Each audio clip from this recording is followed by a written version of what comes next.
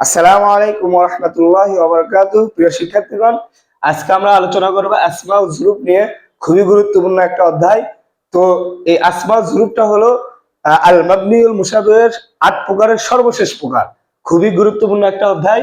তো আমরা প্রথমে জেনে নিব যে আসমাউ যুরুফটা কিভাবে মাবনিউল মুশাবিহ হচ্ছে, কখন মাবনি হবে, কখন মাবনি হবে না, আমরা আজকে এই ভিডিওতে জানবো।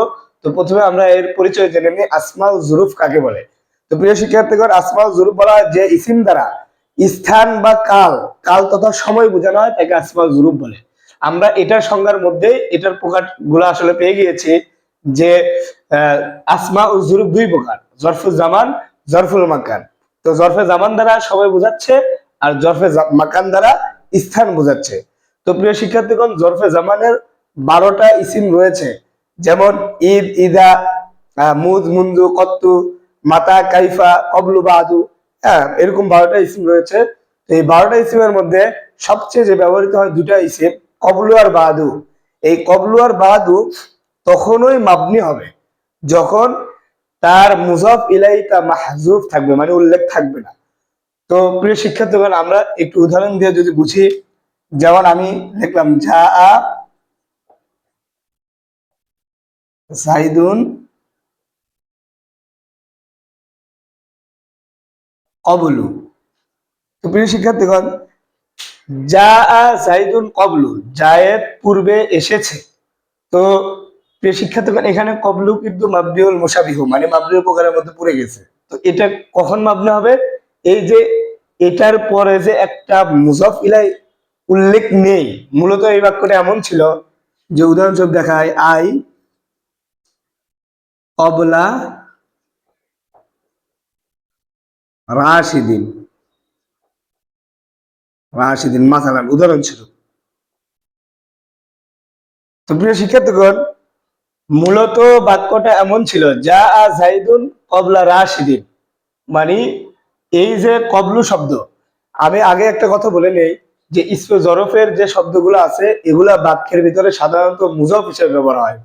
খুব ভালো করে মনে রাখবেন, চাই জরফে জামানের শব্দ হোক, চাই জরফে মাকানের, যখন এই বাক্যে ব্যবহার হবে এটা সবসময় মুজফ হিসেবে ব্যবহার হবে এবং এর পরে শব্দটা হবে মুজফ ইলাই।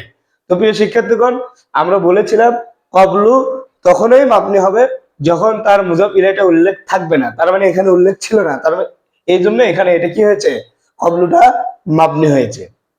তো প্রিয় শিক্ষার্থীগণ, এই উদাহরণ দ্বারা আশা করি আপনার জরফে জামানটা পরিষ্কার হয়েছে। তো অনুরূপ ভাবে জরফে মাকানের 4-5টা ইসিম রয়েছে, যেমন ফাউকু, তাহতু, হাইসু, কুদ্দামু। তো এই যে ইসিম গুলো রয়েছে, এই ইসিম গুলো অনুরূপ এই জরফে জামানের যেমন ব্যবহার, এই জরফে মাকানের অনুরূপ একই ব্যবহার। যেমন আমরা উদাহরণ দিয়ে দেখাই, এই যে জরফে মাকানের যে ইসিম গুলো আমি বললাম, ফাউকু, তাহাতু, কুদ্দামু, একটা দিয়ে আমি লিখি, এই 3টে ইসিম তখনই মাবনি হবে অনুরূপ ভাবে যখন তার মুজফ ইলাইটা বাক্যে উল্লেখ থাকবে না। যেমন রাশিদুন তাহতু, রাশেদ নিচে। তো প্রিয় শিক্ষার্থীগণ, বাক্যটি মূলত এমন ছিল, আই আই তাহতাল মিরওয়াহাতি মাসালান, উদাহরণস্বরূপ এমন ছিল মাসালান। তো রাশেদ কি পাখার নিচে বসে আছে, বাক্যটা মূলত এমন ছিল।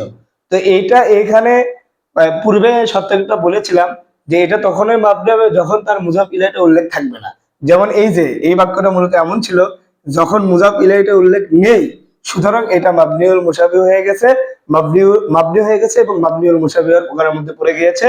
তো প্রিয় শিক্ষার্থীগণ, আশা করি আমি যে উদাহরণগুলো দিয়ে জরফে জামান এবং জরফে মাকানের উদাহরণগুলো দিয়ে আমি বুঝেছি, আশা করি আপনাদের এটা স্পষ্ট হয়ে গেছে যে জরফের এই শব্দগুলো কখন মাবনি হবে এবং কখন মাবনি হবে না। তো প্রিয় শিক্ষার্থীগণ, যদি ভিডিওটি থেকে উপকৃত হয়ে থাকেন তাহলে অবশ্যই বন্ধু বান্ধবের কাছে শেয়ার করে দিবেন। ইনশাআল্লাহ আগামী ক্লাসে আবার দেখা হবে। আসসালামু আলাইকুম ওয়া রাহমাতুল্লাহ।